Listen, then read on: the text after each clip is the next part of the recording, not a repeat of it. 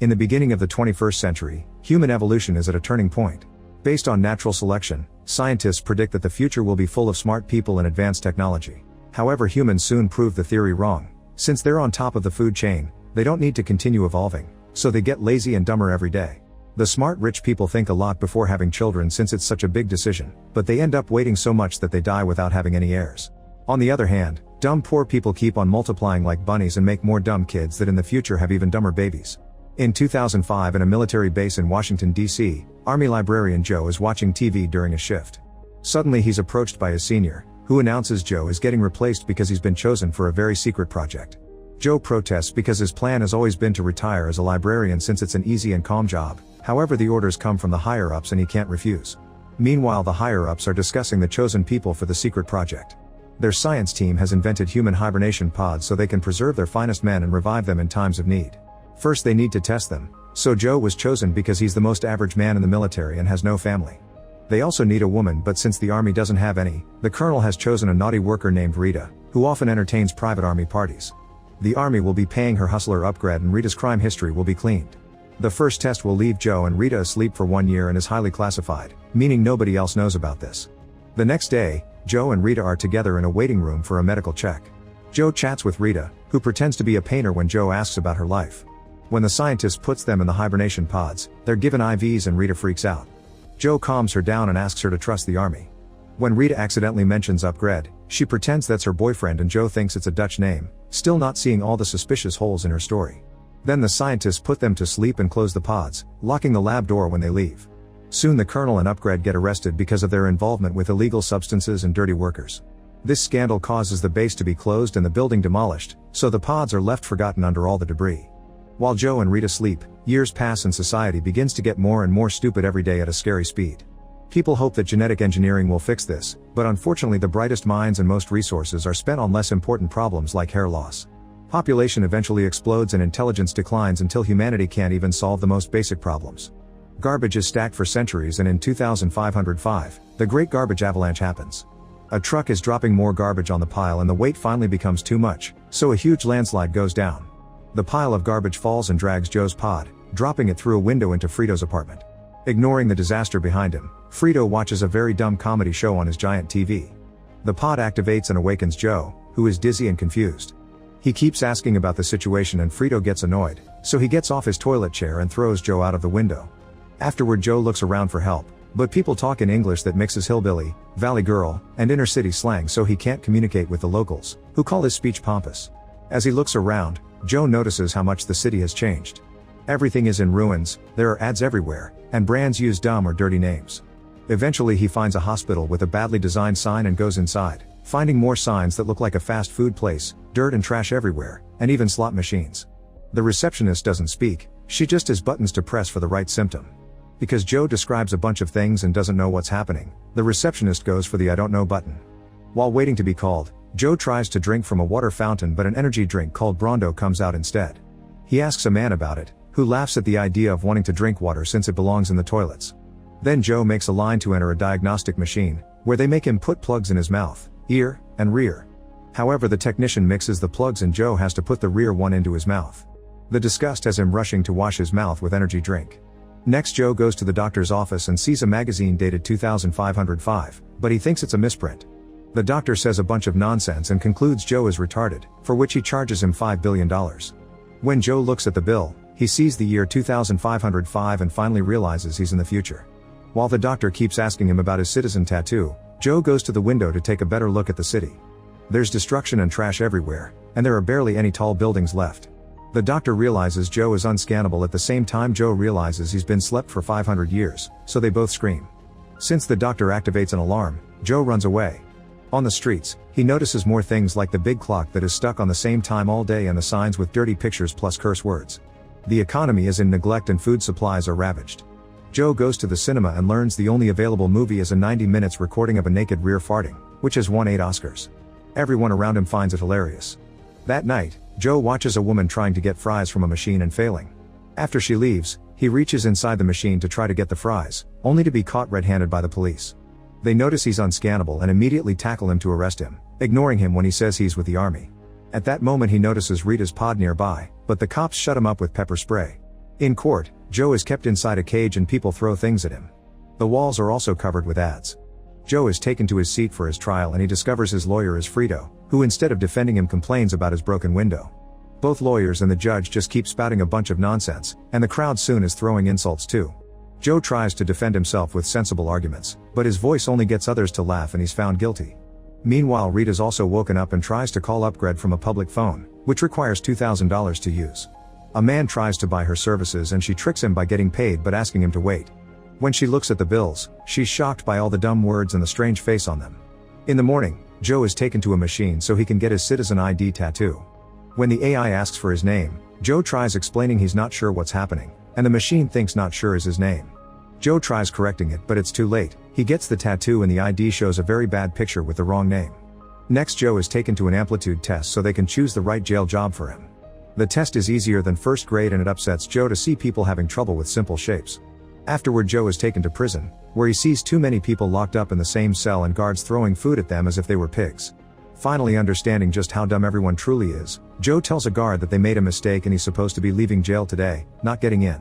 The guard sends him to the reception, where an officer takes off his handcuffs before checking the system. He quickly realizes he isn't supposed to leave, so Joe asks him to check the physical files.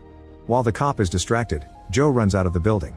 The automatic weapons by the door try shooting him, however they're in a bad state and destroy each other instead. By nighttime, Joe returns to Frito's apartment and asks if time machines have been invented. Frito says they have but refuses to help him find it, however he agrees when Joe promises to go back to the past and open a savings account in Frito's name, which would have $80 billion by now. At that moment, the cops start pounding on Frito's door, so Joe changes clothes and escapes with Frito through the window. The duo leaves in Frito's car and finds Rita wearing new clothes at a corner where she's still tricking the same guy for money. Joe drags her into the car by force and explains everything while they drive away, which gets Rita yelling in anger. Unfortunately, there are scanners at various spots on the streets and they detect Joe's tattoo, so now the cops have their location. To make matters worse, the car suddenly stops because the battery runs out. The trio gets out and hides right before the cops arrive to shoot the car down. A crowd gathers around the unnecessary explosions and even start a fight just for fun. After many hours of walking, the trio makes it to Costco, which now sells every product no matter the category. It offers school courses too, and Frito became a lawyer here. There are also multiple food chains that now are dirty clubs with pun names. The place is so big that they need to take a shuttle to reach the electronics section, and Rita goes to the bathroom while they wait. Frito begins making very inappropriate comments about her, and when Joe tries to stop him, his tattoo is scanned again and his face appears on all the screens. Frito gets on the shuttle to escape while the cops quickly surround Joe, arresting him and throwing more pepper spray on his eyes. Rita comes out of the bathroom and sees the cops, so she stays hidden. Moments later, Joe is taken to the White House and meets the president's team. He's shocked to hear that his IQ test shows he's the smartest guy in the world, so they want him to be Secretary of Interior. Joe tries to explain this makes no sense but is interrupted by the arrival of President Camacho, who grabs Joe's head thinking it should be bigger for a smart guy. Afterward, Camacho calls for a special meeting and announces on national TV that his new Secretary of Interior, Mr. Not Sure, will solve all their problems in a week because he's very smart, and Joe will get a full pardon if he does. The crowd is skeptical at first, but Camacho convinces them all with a song. Afterward, they do a full parade while drinking beer and raising their middle fingers. Sometime later, there's a cabinet meeting and Joe asks Frito to join it as his lawyer. In private, Joe asks Frito where the time machine is, but Frito isn't good at giving directions. Joe needs a distraction and asks the cabinet to take him to see the dead crops. He also asks the guards to find Rita for him, and everyone thinks she's his lover. When they make it to the countryside, Joe confirms the soil is awful. After Frito secretly gives him a map to the museum with the time machine, the guards bring Rita over. Joe pretends he needs some time alone with Rita and takes her behind the bushes so they can open the map, which is not useful at all. They have no choice but to return to the team, and when they approach the sprinklers, they're shocked to discover the crops have been watered with energy drink. It turns out that in 2330, Brondo got rid of water because they saw it as a threat, and now even the cows and babies are fed the energy drink. It takes Joe several hours to convince the team to change Brondo for water, and in the end he wins the argument by saying he can talk to plants so he knows what they want. They spend the whole day installing new water sprinklers with the support of Camacho. When night falls, they're given a room in the White House. Rita reveals she got a pardon thanks to Joe and offers him to share the bed for the night, but Joe refuses because he still thinks she's a painter dating her manager Upgrade. A few days later, someone throws a rock at the window and Joe sees an angry crowd outside. It turns out changing to water has dropped Brondo's stocks to zero and a large part of the population has lost their jobs, so now they're protesting. An emergency cabinet meeting is held with the Brondo CEO, who blames everything on Joe's plan.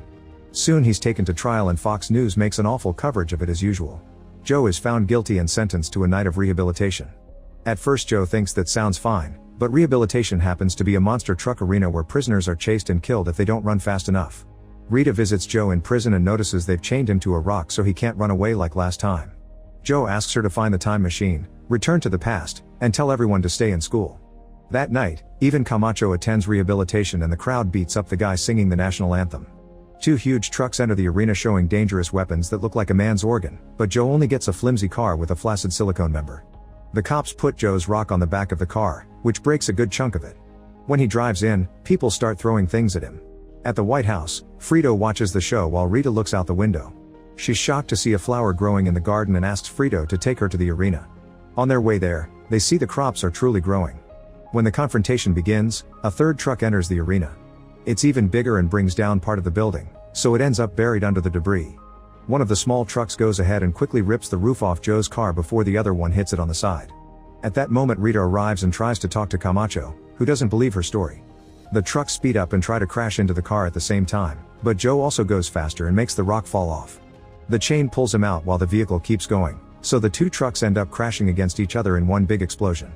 Everyone is confused because they don't want the criminal to win, but the driver of the third truck Beef Supreme suddenly raises from the debris with a flamethrower. Getting desperate, Rita bribes Frito and a cameraman, asking them to go film the crops.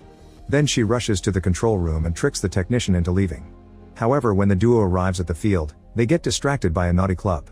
After accidentally burning down an employee, Beef starts shooting at Joe, destroying his rock. Now Joe can run away and hide behind the trucks.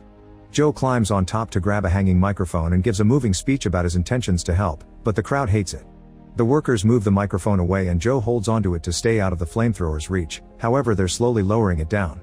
When Frito and the cameraman come out of the club, they get into a fight and accidentally drop the camera, which falls right in front of a crop. This makes Frito remember the deal and starts recording the whole field, which Rita makes appear on all the big screens. Joe falls to the ground and Beef is about to burn him, but Camacho saves him and announces Joe has earned his pardon. During the after-party, Rita tells Joe she wants to stay in the future because she's doing better here. Camacho announces Joe shall be his vice president and Joe tries turning it down, saying he wants to go home. Everyone begs him to stay because they need him and Joe is so touched that he agrees to do it. Then Frito makes fun of him and shows him the time machine, which turns out to be a simple ride. Frito lied just for the money. As time passes, Joe is a very successful vice president and eventually becomes elected for president with Rita as his first lady. As a new era starts for the country, Rita and Joe have the 3 smartest kids in the world. Vice President Frito takes 8 wives and has 32 very dumb children. Meanwhile, in another pod, Upgrade appears in the future too. Make sure to subscribe and turn on notifications so you can watch more videos like this. Thanks for watching.